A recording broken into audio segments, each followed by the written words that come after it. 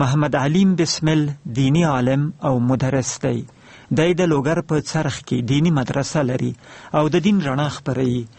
چرخ له ډیرو وختو راسی د عرفاني ذوق د څښتنانو یو مرکز پاتې شوی دی. بسمل صاحب هم چې د عرفاني ذوق څښتن دی د شعر له شاپیرۍ سره تار لري. د شعرونه د خپل بیل سبک او نویو تشبیهاتو په خاطر ډیر ستایل شوي دي. په دې ورځو کې د ښاغلي بسمل د شعرونو نوې ټولګه چې د پنجشنبې ماسپښین نومیږي له چاپه راوتې ده. له ده سره د مرکې د اورېدو بلنه درکوو. ښاغلی بسمل په اوله کې دا راته وایي چې ولې یې خپلې شعري ټولګې ته داسې نوی او نااشنا نوم غوره کړی. د دې پوښتنې مفصلا جواب خو په دوم دریم مخکې سته. د پنجشنبې د ماسپښین تر عنوان لاندې ما څه لیکلي، خو په لنډو ټکو کې به دومره درته وایم چې زه د طالبۍ په وخت کې د پنجشنبې له ماسپښینه نیولې د جمعې تر ماسپښینه ما بالکل مطالعه نه کوله او نه مې کتاب کوت، نه مې بل چاته سبق ویلی. اوس هم همدغسې یم او هغه عادت را پاتې ده. خو د وروستیو څو کلونو کې د پنجشنبې د ماسپښین ملګري او د جمعې د ماسپښین ملګري مې تیتو پاشان سول. نو د پنجشنبې په ماسپښین کې به مخکې ما دا کوشش کوه چې ملګرو سره کښېنم او د ملګرو کره لاړ شم. نو په دغسو وختو کې هغه کسان نه وو، نو ما باندې به ډېره بده اغېزه کوله. نو هماغه حالاتو چې ما د پنجشنبې ماسپښین ته شعرونه ویلې او په ټولګې باندې مې هم د پنجشنبې د ماسپښین نوم کېښود. د اورېدونکو بوسودا یې چې د پنجشنبې د ماسپښین له محتویاتو خبر سي، که یو غزل انتخاب که یو ویلولی. د پنجشنبې د ماسپښین به یو غزل اورېدونکو ته ووایم چې البته مطلع د درویش دراني د هغه بند جواب ده چې وایي چې د پیمخو په مخ باندې خوله وینم وایم ګوره قدرت هم د شیدو سره اوبه ګډوي. ما د غزل په مطلع کې داسې جواب ورکړی چې خلو د پیمخو چې خولې شي په رښتیا خوند کوي، خدای چې شیدو سره اوبه ګډې کړي لا خوند کوي، چې له مکتب او مدرسې نه رخصتېږي څنګه بس همدغسې تګ له دې فاني دنیا خوند کوي. شیخه زما دا مشوره ده چې خپل نفس مه وژنه، شیخه زما دا مشوره ده چې خپل نفس مه وژنه، که د خپل ځان لږ را ژوندی کړ نو همدا خوند کوي. واده هم ناوې ته خوږ مرګ دی، شهادت غوندې دی، دا قرباني که په خپل زړه وشي نو لا خوند کوي. بسمله غم هغه مېلمه ده چې د کور ته راسي، که ښکلی هم وي په دویمه ورځ شا خوند کوي. ډېر عالي. ښاغلی بسمل په دې کې دغه دوم بیت چې دی چې له مکتب او مدرسې نه رخصتې شي څنګه بس همدغسې تګ له دې فاني دنیا خوند کوي. په دې پښتو په دې کلاسیک ادب کې خصوصا د عارفو شاعرانو د دنیایي ژوند پیسه کې ډېرې خبرې کړي دي، منفي خبرې کړي دي. یعنې دا ژوند یې بې اهمیته بللی دی او دا دنیا یې بې اهمیته بللی ده. نو که د دنیا ژوند و کاروبار بې اهمیته وبلل سي، ژوند به سخته نسي، د خیر رسولو په چاره کې به مشکل پیش نسي. که یو څوک راولاړ سي، یو نار وکینی او یو بل راولاړ سي، هغه مځکه چې دغه نهر خړوبه کړې ده په هغه غنم وکري او خلکو ته ډوډۍ ورکړي، آیا دا به د خیر رسولو او د سعادت ډېره ښه لاره وي؟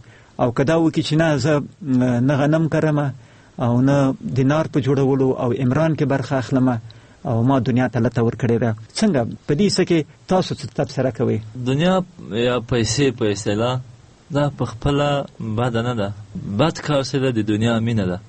مولانا روم داسې وایي چې وایي دا یو مثال وړاندې کړی چې دنیا په زړه کې داسې ده لکه اوبه په کښتۍ کې، اوبه چې کله د کښتۍ په منځ کې کښتۍ غرقېږي، او که اوبه د کښتۍ تر لاندې وي نو هغه به د کښتۍ دپاره پشتۍ ده. نو دنیا هم ښه ده، خو چې زړه ته یې ونه چې مینه ورسره ونه کړي. لکه رحمان بابا چې وایي چې ښه ده دا دنیا چې توښه ده د عقبا، او که دنیا دې په زړه کې واچوله او مینه دې ورسره وکړه نو بیا دا د تا د هلاکت سبب ده چې خدای هم دش کوي دی او آخرت هم دش کوي دی. خو که له یو شي سره یو څه مینه نه وي، په هغه ساحه کې بیا کار کول سخته نه دي. که یو انجینیر له خپل کار سره مینه ونه لري، د سړک له جوړولو سره، نو د غرونو زړونه به څنګه سوري کوي تونلونه به څنګه تیروي، که یو دهقان د خپل زراعت سره مینه ونه لري نو حاصلات به څنګه ډیروي، او که د حاصلات ډیر نسی آیا لوږه او فقر به نه وي، آیا خلک به له لوږې نه مري، آیا مشکلات به ډیریږي نه؟ نبی کریم صلی الله علیه وسلم فرمایلی چې کسب الحلال فریضه بعد الفریضه، حلال کسب ګټل چې د فرض ده خو وروسته له فرض نه، یعنې مونځ به کوي او دس به کوي، کوم حقوق چې د خدای لخوا نه په تا باندې دي هغه به ادا کوي، دنیایي کارونه به هم کوي. مثلا که یو دکاندار په دکان کې کینی د دکاندارۍ دپاره د اذان وخت راسي د مانځه وخت، نو دی خپل دکان بند کړي ولاړ سي جمع ته، په دې صورت کې د خدای سره مینه وکړه خو دنیا کار یې وکړه. او که چېرې داسې وکړي دا هېڅ ناروا نه ده بلکې دا ښه کار ده او خدای پاک ورباندې فرض کړی. او که چېرې داسې وکړي چې دی په دکان کې ناست وي او اذان وسي دی دکان بند نه کړي او مانځه ته پورته نه سي، دا د دنیا مینه ده، نو دې صورت کې دا سړی ګناهګار ده.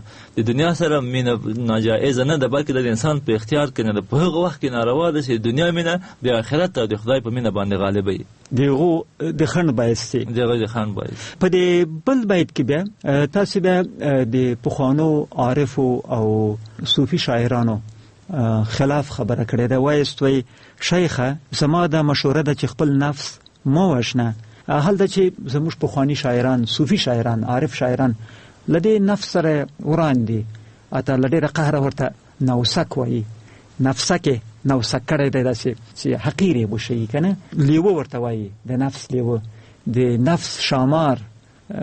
اته د ارزاني خیش کې په دیوان کې مې لوستي دي، هغه وایي د نفس توره یګه، لنډې دا چې څه بد صفتونه دي د نفس دی ورکړي دي.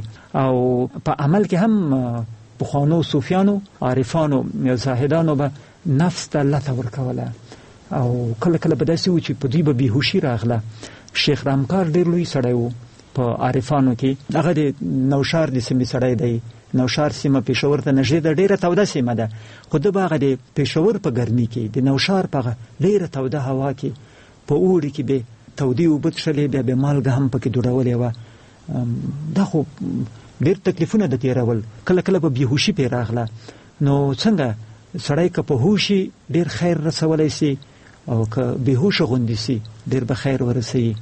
آیا که سړی سالمې جسمن ډېر به فعال وي، ډېر به مفید واقع سي، او که ناروغ غوندې یو کمزوری، البته هغوی به خپل دلایل لري، خو تا یې سرچپه خبره کړې ده، ویلي دي چې نفس مه وژنه. نو څنګه دا د په حقیقت کې یغو عارفانو او صوفیانو ته ځواب ورکوو او که د بل مطلب و؟ ما د عبدالقادر جیلاني صاحب فتح رباني کې یوه خبره ولوسته چې خپل نفس مه وژنه ځکه چې نفس نه مړ کېږي، خپل ځان را ژوندی کړه. دې خبرې ما ته ډېر خوند راکړ، نو دا مې په شعر کې راوسته.